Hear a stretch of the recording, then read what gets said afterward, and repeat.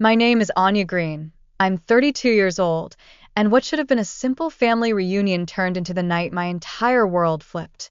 At first, it was laughter, food, and polite smiles, until my sister suddenly stood, raised her voice, and declared the house we were sitting in was hers. My parents nodded in agreement, their eyes filled with disdain, as though I had already been erased. Everyone expected me to break, to fight, or to beg. Instead, I poured a drink, stayed silent, and waited, because while they thought they had trapped me, I had already prepared for this exact moment. And when the lawyer finally walked through that door, briefcase in hand, the entire room froze. What came next would shatter their plans, turn every whisper against them, and prove once and for all who truly held the keys to the house. That night wasn't just about property. It was about betrayal, power, and the moment a family's careful mask cracked wide open. The house was alive that night, alive in a way that didn't feel like celebration. Laughter bounced from the high ceilings, glasses clinked in the hands of cousins I hadn't seen in years, and the smell of roasted food lingered from the kitchen. On the surface, it was a family reunion, warm, nostalgic, cheerful. But beneath that glow, there was something cold in the air, a tension simmering under every word exchanged. I had grown up inside these walls, memorized every creak in the staircase and every draft that slipped in through the old window frames.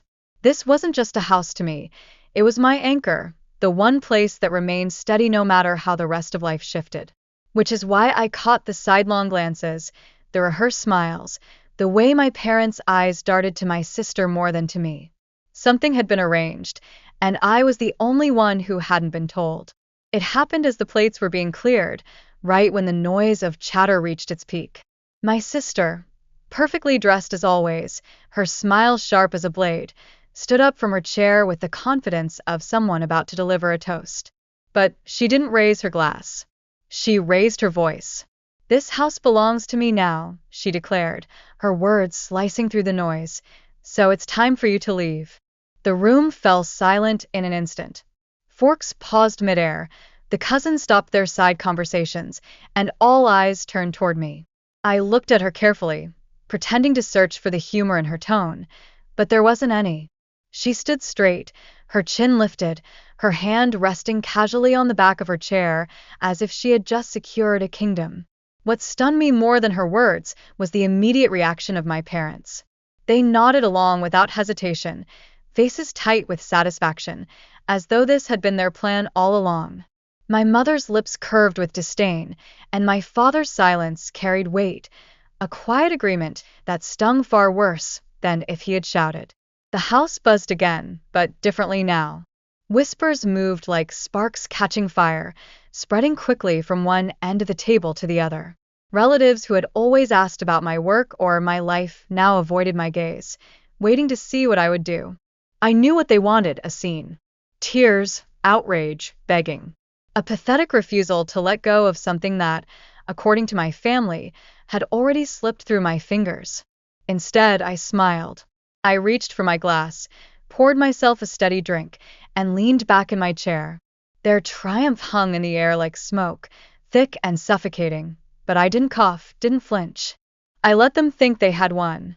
My sister's grin widened as she mistook my calm for defeat. She turned to the crowd as though waiting for applause, basking in the glory of a performance well executed. My mother whispered something into her ear, and my father folded his arms, looking at me as though I were already out the door. But what none of them knew was that I had been expecting this. I had seen it coming in the way they shut me out of conversations, in the sudden evasiveness about paperwork, in the way my sister had started lingering around the house, as if she already owned it. They thought I was naive, that I would only notice when it was too late. So I waited. I let them revel in their moment, their smug laughter filling the air like bad music. And then, right on time, the sound of polished shoes echoed through the hallway. Slow, deliberate steps that silenced even the boldest whispers. The crowd turned toward the door, confusion flickering across every face. He walked in with a measured confidence, his dark suit tailored to precision, his briefcase gleaming under the chandelier. My lawyer. The air shifted immediately. This was no relative, no friend dropping by uninvited. This was a man with authority, someone who carried weight with every stride. The room froze. He set his briefcase on the table, unclasped it, and pulled out a stack of documents thicker than any family album. Clearing his throat, he adjusted his glasses and spoke with a tone that cut through the tension without needing to be raised. According to the latest legal transfer, he said, unfolding the papers with deliberate care, this property belongs solely to her. He gestured toward me without hesitation. Any attempt to claim otherwise is invalid and unlawful. The silence that followed was not the same silence that had greeted my sister's announcement. This was heavy, suffocating, final. I glanced at her then, my sister who had been standing so tall minutes ago. Her triumphant grin cracked, slipping into confusion before collapsing into disbelief. Her mouth opened as though she wanted to argue, but no sound came out. My parents were worse. My father's face drained of color, his posture stiffening as though the chair beneath him might collapse. My mother clutched the edge of the table, her knuckles white, her composure unraveling for the first time in years. The relatives who had been whispering now shifted uncomfortably in their seats, some turning their eyes away entirely. The same people who had expected to watch me crumble were now watching a different kind of collapse. I let the moment stretch, let them feel the weight of it. Then I spoke, my voice calm but firm. Next time you try to erase me, I said, setting my glass down with deliberate care, at least read the papers first. The lawyer folded the documents back into his case with the same precision he had opened them, his job done, his presence sealing the truth. No one moved. My sister's eyes darted between our parents, searching for support that wasn't there anymore. My mother tried to recover, her lips parting as though she could spin this, but the words never came. The balance had shifted. For the first time, they weren't in control. And they knew it. I leaned back again, unbothered, watching them squirm in the silence they had created for themselves. The silence that followed my lawyer's announcement didn't fade. It thickened, stretching across the room like a net no one wanted to step into. My sister's hand hovered in the air as if she might still argue, but her voice betrayed her before she could muster a defense. My parents stared at the documents as though they might suddenly rearrange themselves into something more favorable. But they didn't. The truth sat on the table, unshakable. The reunion, meant to be lighthearted, had turned into a theater of humiliation.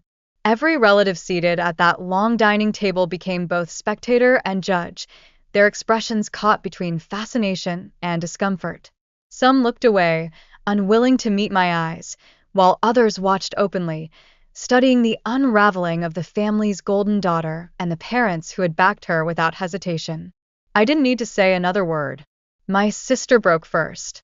"This is ridiculous," she snapped, her voice shrill now, stripped of its earlier confidence. "You can't just, this must be some kind of trick."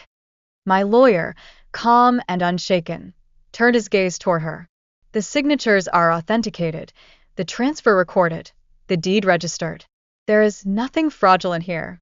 He tapped the folder, a sound that echoed like a gavel. "This property is not in dispute. It is hers entirely." My sister's chest rose and fell quickly, fury spilling into her eyes. She turned on my parents as though they might save her. "You told me." That was all she managed. My father cut her off with a sharp look, his jaw tightening. For the first time, his silence wasn't agreement, it was shame. The crowd of relatives shifted again. Murmurs rose in the back, a cousin whispering to his wife, an uncle rubbing his forehead as though he wished he had stayed home. What had begun as a family celebration now felt like a courtroom, every whispered judgment bouncing off the walls. I sat still, letting them absorb it. The calm in me wasn't forced, it was steady, built from weeks of preparing for this exact moment. While they plotted in shadows, I had sealed the truth with ink and law. They had assumed I would be the last to know. In reality, I had been 2 steps ahead all along. My sister's voice broke the tension again. "You think this means you've won? You think anyone here believes you deserve it?" She gestured to the relatives, desperation sharpening her tone. "She hasn't been around. She hasn't taken care of anything. I was the one. But the words faltered. She looked around for confirmation, for anyone to echo her claims. No one spoke. Some stared at their plates. Others leaned back, unwilling to be dragged into her outburst. My mother finally spoke, her tone icy, brittle. We thought it was best for the house to stay with a child who understood its value. And yet, I said evenly, it's mine. That stopped her. The simplicity of the statement landed harder than any drawn-out argument. She glanced at my father again, but he said nothing. His silence confirmed everything. The lawyer closed his case, ready to leave, but I caught his eye. A slight nod from me kept him seated a little longer. His presence was a shield, a reminder that their words couldn't undo what had already been signed. I shifted my attention back to my sister, who stood trembling with frustration. You wanted a scene? I told her quietly enough that only those near us could hear, though the silence ensured everyone caught it. Now you have one. Her face burned red, but she didn't reply. The gathering unraveled quickly after that. Conversations resumed in forced tones, some relatives excusing themselves early, others pretending the tension hadn't poisoned the room. But beneath every laugh, every clink of a glass, the fracture remained visible.